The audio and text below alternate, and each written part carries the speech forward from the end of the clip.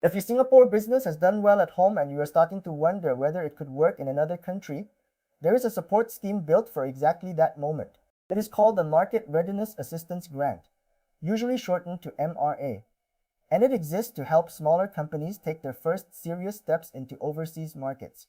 In the next few minutes, we will explain what MRA is, who it is broadly meant for, what it can support, and how to check whether it fits your plans. One important note before we start.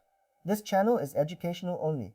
We are not a government agency, we are not affiliated with or endorsed by Enterprise Singapore or Go Business, and we cannot approve, secure, or apply for any grant on your behalf.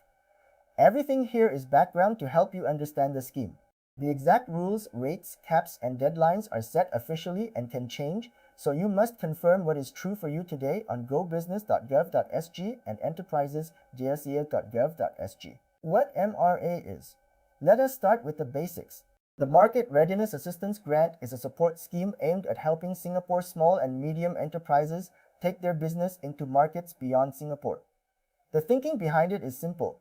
Going overseas is expensive and risky, especially the first time because you have to research an unfamiliar market, meet the right people, adapt your marketing, and sometimes set up a legal presence far from home.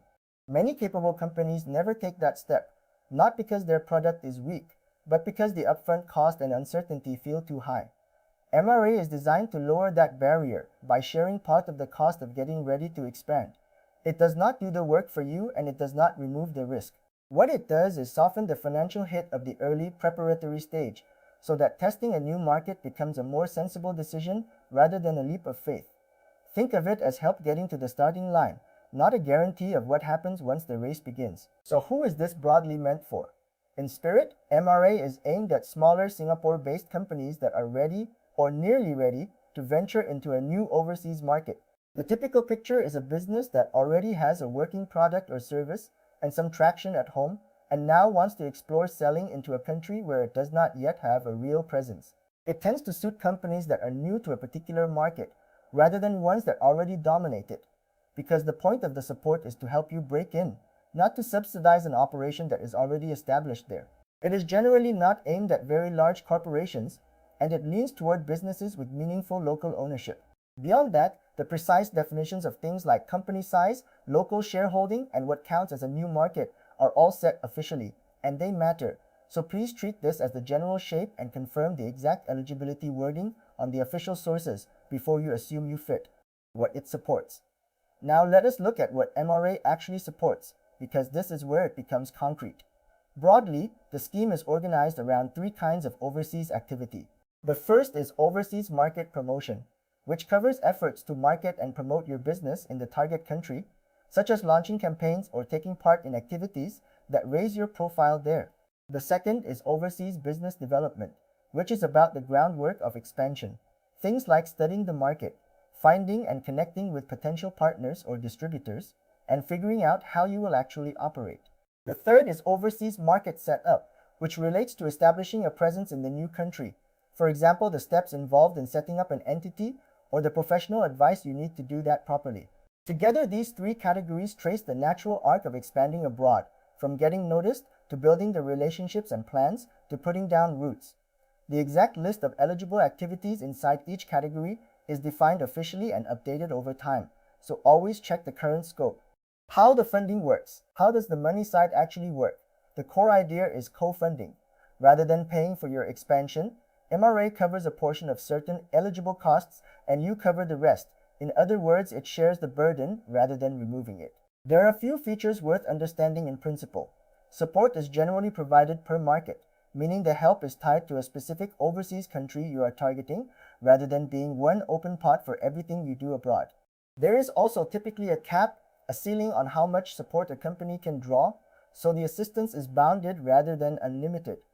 And support usually applies to defined categories of cost, not to every expense you might incur. I am deliberately not quoting a percentage or a dollar figure here because those exact numbers, along with how the per market limit and the overall cap are calculated, are set by the authorities and can change. When you need real figures, read them straight from gobusiness.gov.sg and enterprisesg. Gov.sg rather than from any video, including this one. What qualifying activities look like. Let us make qualifying activities feel real with a few illustrations. Imagine a company that wants to enter a neighboring country. Early on, it might commission research to understand that market, the demand, the competitors, and the rules it would have to follow. That kind of market entry preparation is the sort of business development activity the scheme is broadly meant to encourage. Next, to actually win customers there, the company might run in-market marketing, adapting its message and promoting itself to local buyers. Later, if things look promising, it might take steps to set up an overseas entity or seek professional help to identify and appoint a local partner or distributor. Each of these is a recognizable stage of going abroad, and each maps onto one of the three support categories we covered. The important habit is to check whether the specific activity and the specific costs you have in mind fall within the official scope, rather than assuming they qualify simply because they are clearly part of your expansion.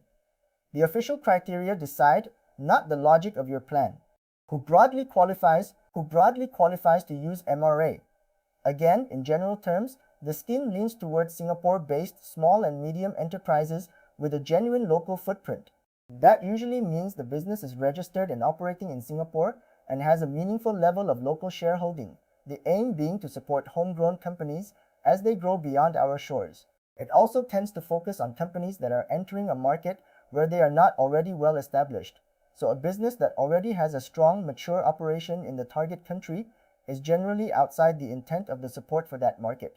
There may also be conditions about the state of your business and the nature of the activity, but here is the key point I keep returning to. The exact qualifying criteria, the definition of company size, the local ownership threshold, and what counts as a new market are all official matters with specific values and wording. They change from time to time and they decide your eligibility. So confirm them directly on the official sources rather than relying on any general description, including this one. How MRA differs from PSG and EDG. It helps to place MRA next to two grants you may already have heard us discuss, PSG and EDG. The simplest way to keep them straight is by purpose. The Productivity Solutions Grant, or PSG, is broadly about adopting pre-approved technology and solutions to run your existing business more efficiently.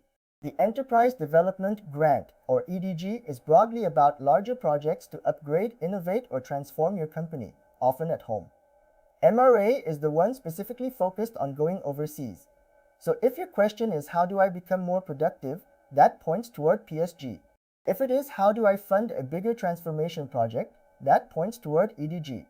And if it is how do I take this business into a new country, that is the space MRA is built for. They are separate schemes with separate rules, and in some cases they can complement each other across a company's journey. As always, the precise scope, rates, and eligibility of each are defined officially, so use this only as a mental map and confirm the specifics for whichever scheme you are considering. Common mistakes. A few common mistakes trip up owners here, and knowing them puts you ahead. The first is treating MRA as free money that pays for your expansion, when it only co-funds a portion of eligible costs and leaves the rest to you. The second is assuming any overseas spending qualifies, when only defined categories of activity and cost are supported and the details matter. The third is starting to spend before understanding the process, since grants of this kind usually expect certain steps to be followed in the right order, and getting that sequence wrong can affect what is supportable. The fourth is confusing MRA with PSG or EDG and applying the wrong scheme to the wrong need. And the fifth, the one that undoes everything else, is relying on figures or rules from a video, a forum, or an old article instead of the live official source. Because the percentages, caps, and criteria are set officially and can change, an out-of-date number is worse than no number at all. Slow down, get the current facts, then plan around them. How to check and apply? So how do you check and apply the right way? Start on the official channels, which for this kind of grant means the government business portal at gobusiness.gov.sg and Enterprise Singapore at enterprisesg.gov.sg.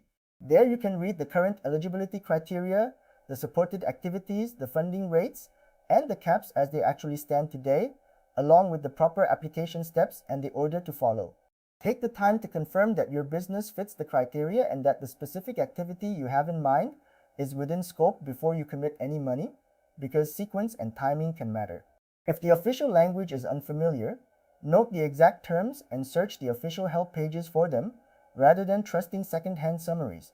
If you use an accountant or a corporate services provider, they may be able to help you understand the process, but the authoritative answer always lives on the official portals. A careful hour on the real source before you spend is worth far more than a quick guess, and it is the only way to know where you truly stand. Quick recap. Let us pull it together.